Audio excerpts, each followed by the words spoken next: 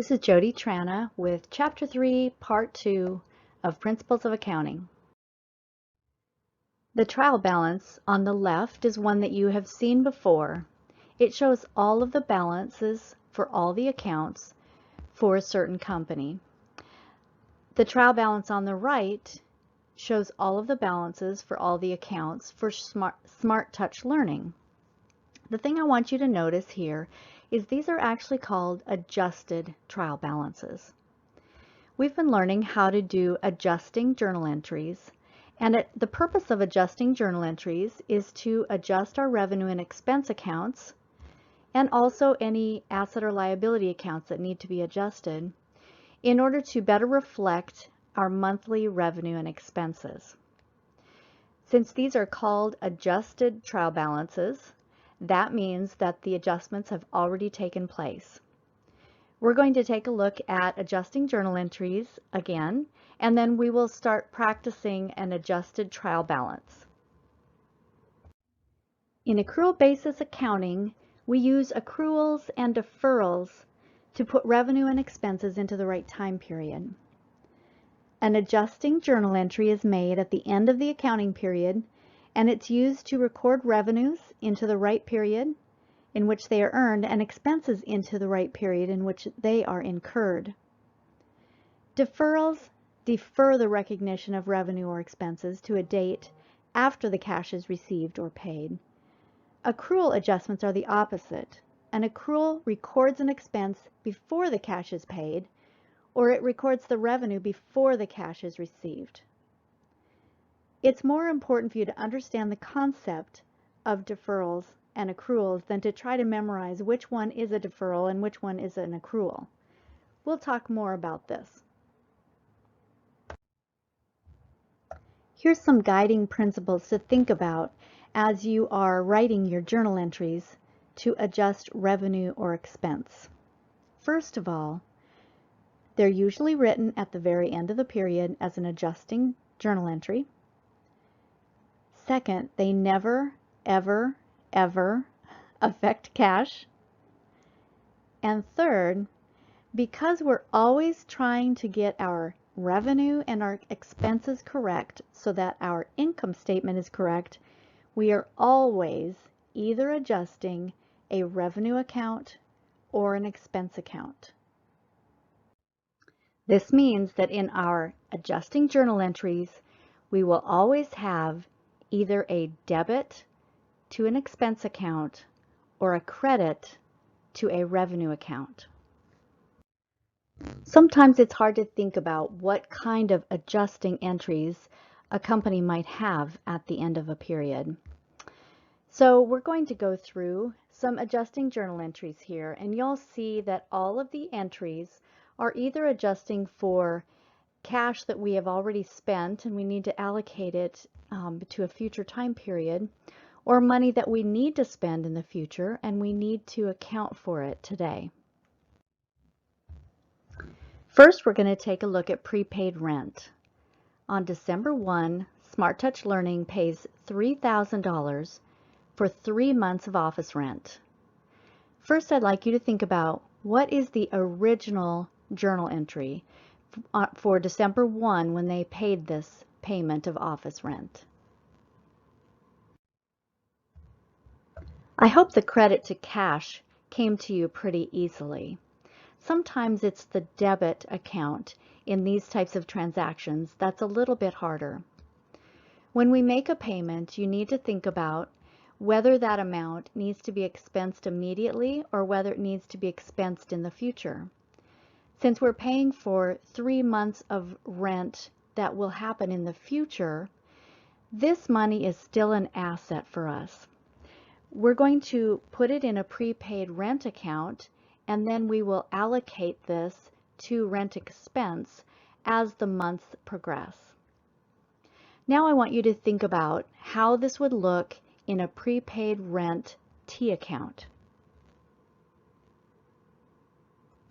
The $3,000 is posted to the prepaid rent T account as a debit. This amount will be allocated over the next 3 months to rent expense.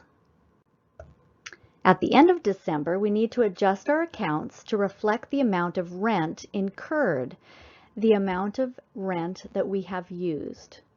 So what is the adjusting journal entry? First, I'd like you to think of the correct debit account and the correct credit account. The correct journal entry would be a debit to rent expense and a credit to prepaid rent to allocate some of that prepaid rent. But how much would you allocate for the month of December? Since the original amount that we paid for 3 months was $3,000, you would take that amount and divide it by the 3 months to get $1,000 for each month that needs to be expensed. Now let's take a look at the T account for prepaid rent and a T account for rent expense. Here you can see that $1,000 was credited to prepaid rent and essentially moved into the rent expense account. Now let's try an adjusting journal entry related to office supplies. On November 3, Smart Touch Learning purchased $500 of supplies on account. As of December 31, only $100 worth of supplies remains on hand. What is the adjusting journal entry? This time we're not going to write the original journal entry, just the adjusting journal entry. First of all, I'd like you to think about what accounts you need to debit and credit. Since we need to move money out of our office supplies account, since we have used up some of our office supplies as the asset account is going to receive the credit. Since we've used some of these supplies, we need to record the used supplies in supplies expense, so it will get the debit.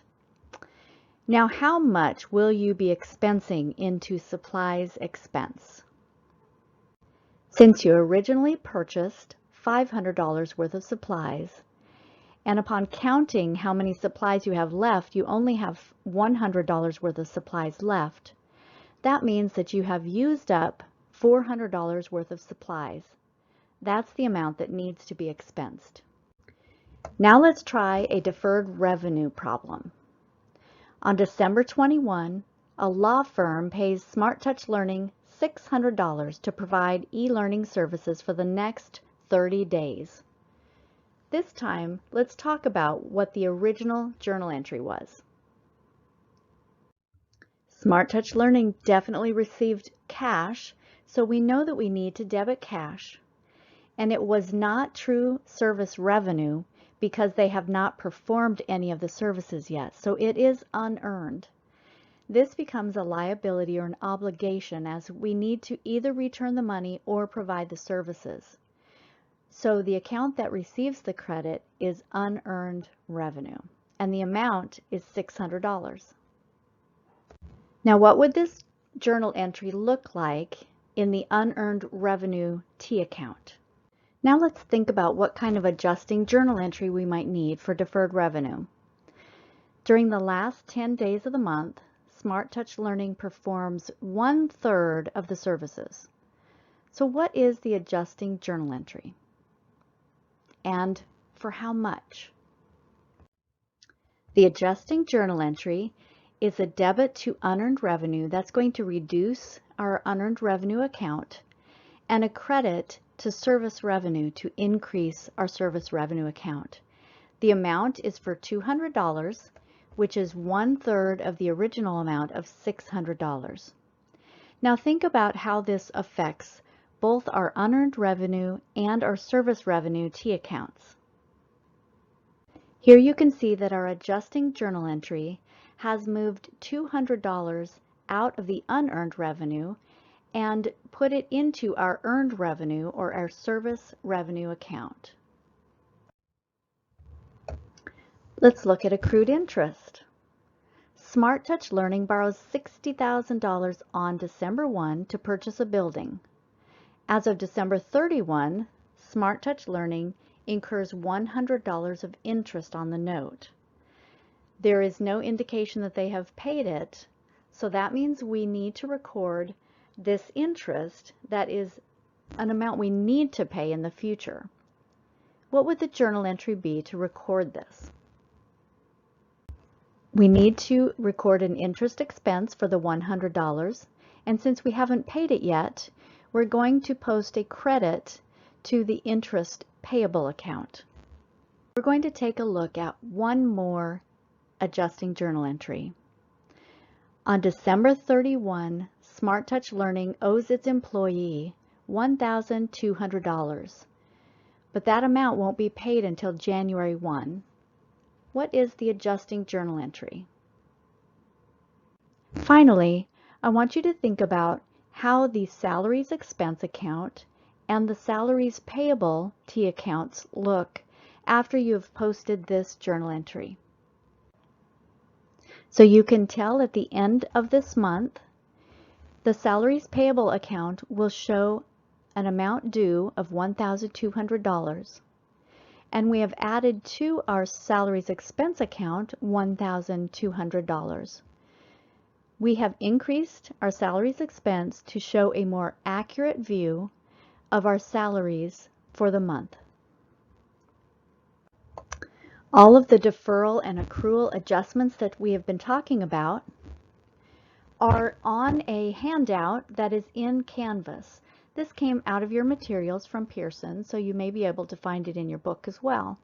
It can serve as a great reminder and a visual aid for helping you when you're doing your homework.